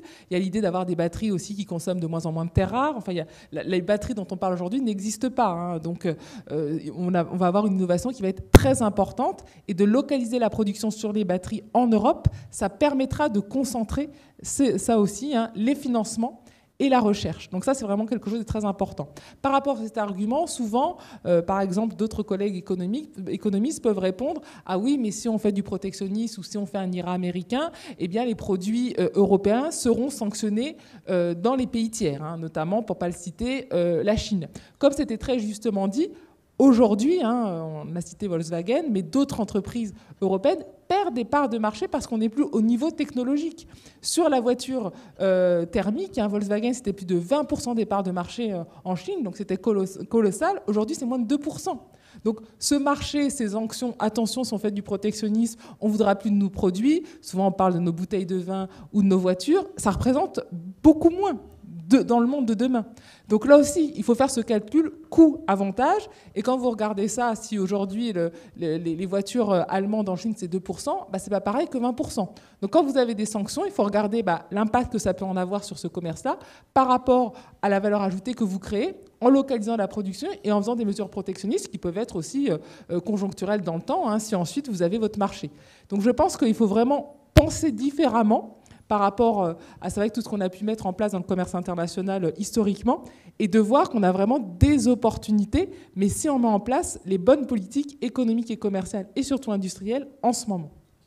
Merci. Alors, il y a eu un tableau assez pessimiste ou sombre sur l'industrie automobile. Et peut-être j'ai envie de poser la question sur l'industrie chimique. Vous avez commencé à donner... réaliste. Sur l'industrie chimique ou sur l'industrie plus généralement du médicament, comment vous percevez justement cette concurrence chinoise, asiatique, voire, je ne sais pas dans quelle mesure la concurrence américaine, on a parlé de l'IRA, je pense que ça joue moins, mais voilà, comment vous percevez la position concurrentielle de l'Europe et de la France aujourd'hui? On est effectivement dans une situation où il y a...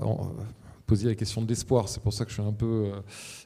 Non, il y a évidemment beaucoup de raisons d'espérer et il y a beaucoup de choses qui bougent, il y a des prises de conscience, ne serait-ce que le fait qu'on soit devant vous aujourd'hui pour parler de la question de la souveraineté, c'est évidemment extrêmement positif. On voit bien que les pouvoirs publics prennent à bras-le-corps ces enjeux à la fois au niveau national et au niveau européen, donc il y a beaucoup de signaux extrêmement positifs. Il y a aussi, malheureusement, comme toujours, des signaux un peu plus inquiétants. En ce moment, la chimie européenne est en train de comment dire, s'enrhumer, on va dire ça comme ça, très fortement. Les chiffres publiés, les derniers chiffres publiés par les grands acteurs comme BASF, Solvay ou d'autres illustrent effectivement un décrochage extrêmement inquiétant de leur chiffre d'affaires et de leur rentabilité. Donc oui, la question de l'énergie est une question centrale. Aujourd'hui, on est face à des gaps absolument abyssaux. Quand on regarde une énergie qui est à $40 aux États-Unis, alors qu'au même moment, elle est à $100 en France, effectivement, on se rend compte de la difficulté et des difficultés auxquelles on doit faire face. Et malheureusement, il n'y a pas que le sujet de l'énergie, même si c'est un sujet prépondérant. Et au moment où on est en train de réfléchir effectivement à la suite et à comment construire un monde meilleur demain, évidemment que le sujet de la transition énergétique, on doit l'appréhender, le traiter. A priori, on n'a pas tellement le choix.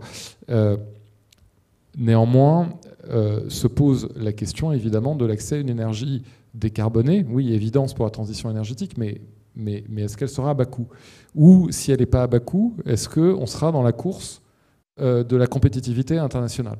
Et tant qu'on aura des écarts de compétitivité à tous les niveaux, au niveau de la masse salariale, au niveau de l'accès à l'énergie, enfin, l'industrie c'est d'abord de l'énergie, la chimie c'est d'abord de l'énergie. Donc effectivement, tant qu'on aura ces décalages, on est effectivement face à des enjeux qui sont extrêmement importants. Donc c'est sûr que toutes les discussions qui ont lieu à l'heure actuelle, à la fois sur la réorganisation du marché de l'énergie et sur la manière dont on va réaliser cette fameuse transition énergétique, c'est des sujets absolument fondamentaux. Alors, Sarah, pour avoir une vision positive, pour qu'on ait de l'espoir, et quels sont selon vous les atouts, les avantages comparatifs de la France et de l'Europe? Est-ce qu'il faut construire de nouveaux avantages comparatifs? Et est-ce que selon vous, il faut se positionner sur les mêmes secteurs que les Chinois, les Américains? On voit que, notamment, on a parlé de la voiture électrique, on voit que c'est devenu une industrie particulièrement symbolique pour les Chinois. Et ils y mettent, il y a une étude très intéressante qui est sortie ce matin de Rexecode sur la stratégie mise en place par la Chine depuis 20 ans pour essayer de conquérir le marché de la voiture électrique. Et on voit qu'il y a des aides massives en toutes sortes qui sont accordées pour développer cette voiture électrique. Et donc on peut se demander dans quelle mesure, face à ces aides massives, l'Europe est capable, ou en tout cas les constructeurs européens sont capables de rivaliser. Et donc est-ce que selon vous, il faut se positionner sur les mêmes secteurs, sachant que les dés sont en grande partie pipés? Et donc, ou déjà jeté. Pardon? Ou déjà jeté. Oui, ou déjà jeté. Les jeux sont faits, quoi. Je ne sais pas. Et est-ce que, selon vous, il y a d'autres secteurs sur lesquels on pourrait construire des avantages comparatifs ou des positions concurrentielles en Europe? Alors, plusieurs éléments de réponse. Pour avoir une vision un peu optimiste, j'ai envie de dire que l'Europe est plus souveraine énergétiquement aujourd'hui qu'elle ne l'était il y a 10 ans. C'est pas compliqué, quand même. Alors, il faut quand même le dire. Donc, pourquoi? Parce qu'effectivement, on a réduit notre dépendance à un acteur qui finalement était potentiellement dangereux, donc qu'on croyait maîtriser et qu'on croyait être discipliné par le commerce. Et on s'est aperçu qu'on ne discipline pas les régimes autoritaires forcément par le commerce. Donc, mais on a gagné en souveraineté énergétique. Mais le prix de l'énergie est très handicapant, mais ce n'est pas le prix de l'énergie qui détermine votre souveraineté énergétique. En revanche, ça affecte votre souveraineté industrielle. Ça, c'est le premier point. Le deuxième point, c'est que si on veut construire justement de la souveraineté, ou en tout cas la renforcer, bien connaître ses vulnérabilités, c'est la première étape. Et c'est ce que vous faites. C'est de dire l'état du marché, c'est celui-ci. Voilà comment, effectivement, les jeux sont faits pour un certain nombre d'éléments du marché, de segments du marché. Et comment on se débrouille, étant donné l'état de la domination, comment on arrive à rattraper? Est-ce qu'il faut absolument se protéger pour construire des industries qui sont déjà en retard ou sur lesquelles on n'a pas de ressources, ou est-ce qu'il faut parier sur des innovations de rupture? Il est évident que si vous voulez être dominant dans un marché, c'est quand vous innovez le premier. Donc le meilleur pari, ce serait de dire, bon, ben, on ne va pas jouer sur des trucs qu'on a déjà perdus, mais on va essayer d'inventer le futur. Ça a toujours été un peu la stratégie de l'Europe jusqu'à présent.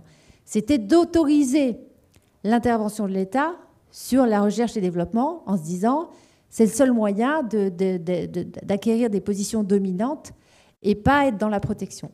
Ça ne semble pas être suffisant, c'est-à-dire qu'on a fait les PIEC, les plans d'intérêt importants européens communs, je ne sais pas si tous les adjectifs sont dans l'ordre, mais c'est à peu près les PIEC sur la batterie. Et au début, ça consistait surtout à faire de financer de la recherche et développement sur les batteries solides. Bon, je ne sais pas où on en est, mais pour le moment, on ne peut pas dire qu'on a acquis des positions davantage comparatifs sur ces points-là. Et on est plutôt encore suiveur des technologies asiatiques. Donc, il y a un vrai dilemme qui nous ramène à l'arbitrage du défi climatique. C'est-à-dire que si on veut quand même remplir l'objectif 2035, il faut bien quand même passer à l'électrique. Donc, à ce moment-là, effectivement, il y a un dilemme industriel là, qui est problématique. Je ne sais pas si on va le résoudre. Je pense qu'il faut être combatif, mais je ne sais pas si on va le résoudre. Hein. Voilà, parce qu'une petite question pour moi, parce que vous avez dit tout à l'heure, et je partage, que malgré tout, l'Europe, même si ce n'est pas autant qu'on l'aimerait, mais joue quand même un rôle dans l'entraînement un peu du monde entier. Moi, dans l'automobile, là, ce qui m'interpelle un peu, c'est la décision du 100% électrique. C'est-à-dire, autant on n'a aucune difficulté à avoir un objectif très engageant, très ambitieux, décréter une solution unique avec toutes les incertitudes qu'on a, c'est un peu une trajectoire un peu sans filet. C'est-à-dire, parce que concrètement, qu'est-ce que ça veut dire? À partir du moment où on condamne définitivement tout ce qui est thermique et hybride là-dedans, nécessairement les acteurs industriels, ils se désengagent. Ils sont obligés, de toute façon, puisque ça ne vaut plus rien, entre guillemets. Donc si jamais il se trouve qu'on n'arrive pas complètement au tout électrique, parce qu'il y a quand même quelques inconvénients, enfin, ce n'est pas la solution miracle nécessairement pour tout, la seule truc qu'on pourra faire, c'est d'importer des véhicules thermiques parce qu'on ne les fera plus, disons, en Europe. Moi, c'est ça un petit peu la question que j'ai. C'est toujours un peu l'entraînement, oui, jusqu'où, quoi. Parce que de la même façon, le Green Deal, où on est passé d'un engagement de moins 40% sur 40 ans à moins 55%, mais on décide ça dans les 10 dernières années, c'est-à-dire on avait fait à peu près 20% de baisse, il fallait faire 20% en 10 ans, c'est-à-dire 3 fois plus vite que ce qu'on avait fait. Et là, voilà. Et moi, c'est ça que je trouve compliqué, c'est-à-dire il y a une telle radicalité dans ces engagements qu'il y a un moment où le gap, il est tellement important que je ne sais pas jusqu'où c'est un élément favorable. Bien sûr, on peut se dire, c'est bien parce qu'on a de la visibilité, c'est clair, les choix, bon, et ça, c'est positif. Mais cette radicalité, moi, m'interpelle un peu. Non, mais c'est vrai que c'est la question de l'arbitrage que je posais auparavant. C'est-à-dire que là, on a mis vraiment l'objectif de la transition écologique avant tout autre. Et on a certainement sous-estimé la faisabilité et de l'atteinte de cet objectif. Et alors là, pour le coup, je pense que les lobbies industriels n'ont pas été très efficaces parce que pour que cette loi ait réussi à être passée... On est inaudible. Alors dans l'automobile... Non, mais dans l'automobile, il y a eu le Dieselgate. Non, mais c'est quand même vrai. Je peux vous assurer... Là, vous n'avez pas réussi. Voilà, exactement, c'est clair, c'est clair. Et encore une fois, sans être du tout contre l'électrique, on n'a pas le choix. Et je pense que c'est une excellente technologie pour plein d'usages. Là où on n'a pas réussi, c'est quand même, on a été un peu, entre guillemets, accusés collectivement d'avoir fait du tout diesel, voilà, en racontant une histoire quand même, bon, voilà. Et là, je trouve qu'on retombe un peu dans le même piège, parce qu'on va avoir de plus en plus d'expressions de dire, mais encore une fois, on nous trompe, parce qu'on dit que soi-disant le véhicule électrique c'est zéro émission, mais c'est pas vrai, c'est zéro émission à l'usage. Encore une fois, quand on prend l'ensemble du cycle de vie, voilà, et il n'y a jamais, à mon avis, la solution unique, miracle, qui va correspondre à tous les usages. Voilà, enfin, c'est ma question. Mais effectivement, il ne faut pas tomber dans le piège qu'on a observé en Allemagne avec les centrales à charbon. Et donc, évidemment, c'est un défi, et c'est pareil, il ne faut pas non plus avoir une vision trop naïve sur ce qui se passe en Asie. Aujourd'hui, les industriels chinois ont accès à une énergie décarbonée parce que leur système permet de flécher toute la production d'énergie décarbonée vers les industriels, et ils ont accès à une énergie décarbonée moins cher que l'énergie décarbonée en Europe. Donc effectivement, on parle beaucoup notamment de la taxe carbone aux frontières, mais quid si demain, effectivement, cette production, et c'est déjà le cas, quand je dis demain, mais en fait c'est à date déjà le cas, les productions sont faites de manière extrêmement décarbonée. L'autre élément, je pense, qui est vraiment important, parce que c'est vrai qu'on parle beaucoup de la politique industrielle, on parle beaucoup du coût de l'énergie, et on parle beaucoup de la transition écologique. Je pense qu'il faut aussi avoir à l'esprit le problème qu'il peut y avoir de l'inflation et des crises qu'il peut y avoir dans différents domaines, notamment au niveau social, parce qu'on l'a vu avec le retour de l'inflation suite à l'augmentation des prix de l'énergie. Cette question-là reste quand même la plus sensible, et la plus sensible surtout socialement. Donc c'est vrai qu'il faut faire la transition écologique, c'est vrai qu'il faut se réindustrialiser, mais surtout, il faut avoir cette maîtrise des prix et savoir comment on accompagne cette transition pour ne pas qu'il y ait une explosion des inégalités et une explosion des crises sociales. On le voit dans les différents rapports, il y a encore l'INSEE qui a publié une note. Toutes ces crises créent de plus en plus d'inégalités et surtout une paupérisation de la classe moyenne qui est quand même le fondement des socles des démocraties. Et donc c'est vrai que si ce segment-là est de moins en moins important, ça pose aussi d'autres problèmes d'ordre économique, mais aussi politique. Donc je pense qu'il faut faire vraiment très attention à tous ces jeux-là. Et c'est pour ça qu'à mon sens, c'est bien de dire qu'il faut faire la transition écologique et se réindustrialiser. Mais la question, c'est pourquoi ? On a des modèles sociaux coûteux, mais qui sont tout à fait efficaces justement en termes de lissage des inégalités et de qualité de vie, qu'il faut conserver. Et à mon sens, d'avoir des pays qui ne soient que des pays de services ou de tourisme ne permettront pas d'assurer économiquement ces modèles-là. Dans un contexte où on sait on a les retraites à payer, vieillissement de la population, enfin des challenges très importants. Donc cette réindustrialisation ou cette transition écologique, il ne faut pas juste le voir comme « ah, ce sont des données, il faut y aller ». Mais il faut vraiment le voir comme, à mon sens, une opportunité pour recréer de la richesse dans notre pays. Et encore une fois, ne pas être seulement un pays de service ou de tourisme. On peut faire autre chose et on peut créer beaucoup de valeur pour justement qu'il y ait une pérennisation de nos systèmes et surtout qu'il y ait toujours une classe moyenne importante avec pas trop d'explosion des inégalités et un corps social qui ait accès à l'ensemble des services. Et c'est vrai qu'aujourd'hui, je pense que c'est aussi une crainte. Alors, on l'a vu avec la crise énergétique et inflationniste qui est revenue sur le devant de la scène, d'où il faut quand même le dire, les politiques de chèque à financer du carburant. C'est vrai que quand on est économiste, en termes d'efficience, on est peut-être tous d'accord ici pour dire que c'est quand même assez compliqué avec les milliards qui ont été dépensés et donc que de la dette publique en plus, qui aurait pu être utilisée à autre chose. Donc on voit que c'est quand même le sujet principal. Donc ne le mettons pas de côté et vraiment ayons une vision systémique. On a cette transition, utilisons cette transition pour créer de la valeur en Europe et cette valeur permettront de garder un socle social et d'éviter les crises sociales et la montée des inégalités. Alors il nous reste moins de 10 minutes, donc on est très proche de la conclusion. Donc je vais peut-être demander à chacun en 2-3 minutes s'il avait des mesures clés, quels outils pourraient être mobilisés justement pour réussir soit cette réindustrialisation, soit cette, plus de ce... Comment faire pour justement ne pas être dépassé à la fois par la percée asiatique et puis par la concurrence intense des États-Unis? On peut peut-être commencer, nous, notre stratégie. On y croit et on se bat. J'ai voulu vous donner le paysage tel qu'il est, mais si on n'y croyait pas, on n'investirait pas les centaines de milliards qu'on investit en Europe aujourd'hui dans la chaîne. Voilà. Nous, qu'est-ce qu'on demande? C'est, d'un côté... Bien sûr, l'industrie elle-même a à faire beaucoup d'efforts pour optimiser ses process industriels, parce que le premier sujet, c'est quand même rendre le véhicule électrique accessible au plus grand nombre. C'est la démocratisation du véhicule électrique. Et là, il y a évidemment toute une série de mesures qui passent par des aides, mais qui passent aussi par l'optimisation de tous les process industriels. Donc ça, c'est le premier point. Le deuxième point pour nous, c'est quand même d'être un minimum protégé pour avoir des règles du jeu les plus équitables possibles, au moins dans cette phase de construction de ces nouvelles chaînes de valeur. Il faut quand même savoir aujourd'hui qu'un véhicule chinois qui arrive en Europe est taxé à hauteur de 10%, alors qu'un véhicule européen qui va en Chine, c'est 15%. C'est-à-dire, c'est curieux que ça fonctionne dans ce sens-là. Les Américains ont pris des mesures assez radicales. Un véhicule chinois qui est importé aux États-Unis, c'est 27,5%, 3 fois plus que ce qu'on fait en Europe.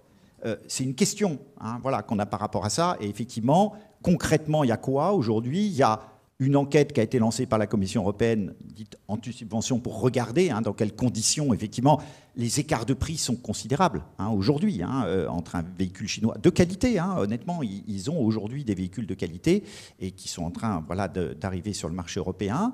Donc il y a ça. Et puis il y a ce qui a été évoqué un tout petit peu tout à l'heure, c'est-à-dire le fait que la réglementation européenne, elle s'est vraiment intéressée qu'aux émissions de CO2 liées à l'usage du véhicule, c'est-à-dire ce qui sort du pot d'échappement. Or, il y a aussi toute la fabrication. Et là, justement, le gouvernement a décidé finalement de réserver les bonus qui sont donnés aux gens qui achètent des véhicules électriques, que sous certaines conditions, de s'assurer que le véhicule a été fabriqué dans des conditions qui n'émettent pas trop de CO2 et qui, clairement, dans la pratique, discriminent quand même, compte tenu du contenu carbone de l'énergie entre la Chine, l'Europe, en tout cas pour un certain nombre de pays européens, peut conduire à ça. On va voir ce que ça va donner, ce genre d'approche. Globalement, ce qu'on souhaiterait, c'est qu'il n'y ait pas que la France, mais que d'autres pays européens, que ça soit une démarche qui se développe, parce qu'on va avoir besoin de beaucoup d'éléments. Et puis peut-être dernière chose, par rapport à l'IRA américain, c'est vrai que honnêtement, l'Europe et la France a fait beaucoup de choses, aident pas mal, simplement tout est très long. Et ce qui est un peu compliqué pour l'industrie aujourd'hui, c'est que d'un côté, on nous impose un rythme de transformation incroyablement rapide, et que de l'autre côté, on reste sur des procédures qui sont quand même très très longues à instruire, là où l'IRA américain est extraordinairement efficace par sa rapidité. Voilà. Puis peut-être dernier élément, dans les atouts qu'on a, c'est quand même les compétences, c'est-à-dire on a quand même un tissu industriel qui est dense, encore aujourd'hui, qui a vraiment de l'expérience dans les différents domaines, et qui est un défi majeur. Enfin, une des grandes difficultés, ça va être quand même de trouver les compétences nécessaires pour toutes ces évolutions. On a des atouts par rapport à ça, et puis on a le CO2, avec la petite inquiétude. Bon, là, on voit bien les négociations qu'il y a eu sur, effectivement, le prix qui va quand même pas mal grimper. Et c'est vrai que quand on voit dans les 15 ans à venir tous les besoins en électricité liés à tous les énormes projets de développement, de transition énergétique, c'est vrai qu'on voit bien qu'entre l'offre et la demande, on a quand même un petit risque de tension très très forte à certains moments, parce que dans les 15 ans qui viennent, il n'y aura probablement pas beaucoup de nouvelles centrales nucléaires qui vont être ouvertes. Et certes, les énergies renouvelables se développent, mais c'est quand même pas si simple que ça. Et je finirai peut-être par le dernier élément, c'est que je trouve qu'une des difficultés qu'on a quand même en Europe, c'est que d'un côté, on veut que du véhicule électrique, mais de l'autre côté, on ne veut pas trop voir que pour avoir du véhicule électrique, il faut des activités industrielles qui ne sont pas forcément très acceptées sur le territoire européen. Est-ce qu'on va effectivement réussir ou pas à rouvrir des mines? Parce qu'il y a quand même un certain nombre de ressources dans le sous-sol, que ce soit en France, que ce soit dans d'autres pays en Europe, mais ce n'est pas gagné du tout. Et puis, on a même les outils financiers, ce qu'on appelle la taxonomie verte, qui vise à encourager les financements des activités les plus vertueuses. Une des difficultés qu'on a aujourd'hui, c'est que ça couvre certes la fabrication de véhicules électriques, mais ça ne couvre pas les activités amont qui sont nécessaires pour fabriquer les véhicules électriques. Et ça, c'est quand même un problème, parce que c'est toute la chaîne de valeur qu'il faut réussir à construire, y compris d'ailleurs le recyclage, qui va être une problématique importante. Et ça, vraiment, c'est une des difficultés quand même qu'on rencontre aujourd'hui. Merci. Sarah, rapidement, parce que le temps commence à être... Oui, rapidement, je pense qu'il y a des vrais atouts en Europe qui déterminent aujourd'hui sa position économique et l'état de sa souveraineté. Et je vous l'ai dit, il y a quelque chose qui est très important, c'est que l'Europe, c'est une puissance de régulation et qu'elle influence l'ordre économique mondial aussi par cette capacité-là. Et je pense que les industriels sont bien conscients de ça. Je pense que ce que disait Anne-Sophie, c'est très important, c'est-à-dire qu'il faut l'adhésion sociale et aussi au projet et à la hiérarchie des objectifs, transition écologique versus compétitivité industrielle, même si les deux peuvent fonctionner ensemble, il y a quand même parfois un peu de contradiction, et c'est important. Et nous sommes dans des démocraties qui ont des processus lents de décision, je suis d'accord, mais qui respectent plus les préférences des individus et qui permettent peut-être d'avoir un corps social plus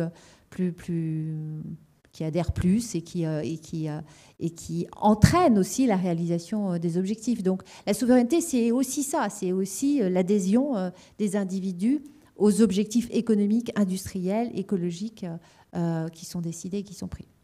Jean-Sébastien.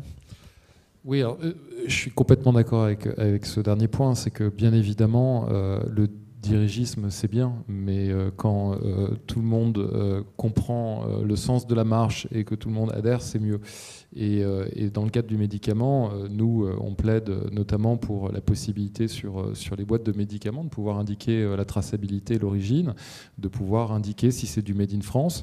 Et on est assez convaincus que la majorité des Français, sur ces enjeux de sécurité, d'autonomie stratégique, de souveraineté sanitaire, serait prêt à faire un petit effort, évidemment. Pour convaincre la sécurité sociale.